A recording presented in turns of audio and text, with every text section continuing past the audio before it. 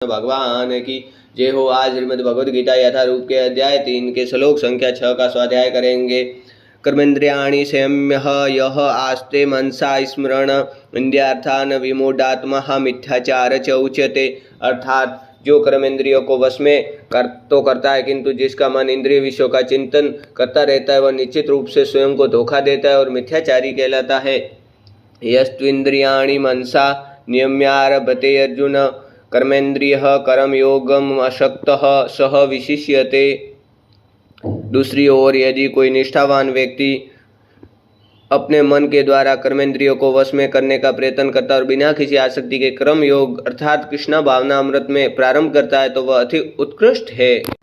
नियतम कुरु कर्म त्वं कर्म ज्यायो है कर्मणः शरीर यात्रा भी च तेन प्रसिद्धेत कर्मणः।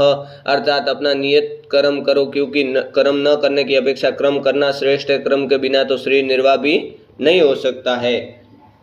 अर्थात कर्मणोऽन्यत्र लोको अयम क्रम बंधनः तदर्थम क्रम कौन्तेय मुक्त संग समाचर। अर्थात श्री विष्णु के लिए यज्ञ रूप में कर्म करना चाहिए, अन्यथा कर्म के द्वारा इस भौतिक जगत में बंधन उत्पन्न होता है। अतः ही कुंती पुत्र, उनकी प्रसन्नता के लिए अपने नियत कर्म करो, इस तरह तुम बंधन से सदा मुक्त रहोगे।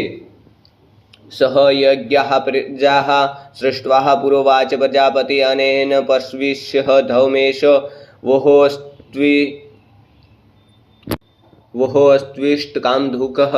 अतः सृष्टि के प्रारंभ में समस्त प्राणियों के स्वामी प्रजापति ने विष्णु के लिए यज्ञ सहित मनुष्य तथा देवताओं की संततियों को रचा और उनसे कहा, तुम इस यज्ञ में सुखी रहो, क्योंकि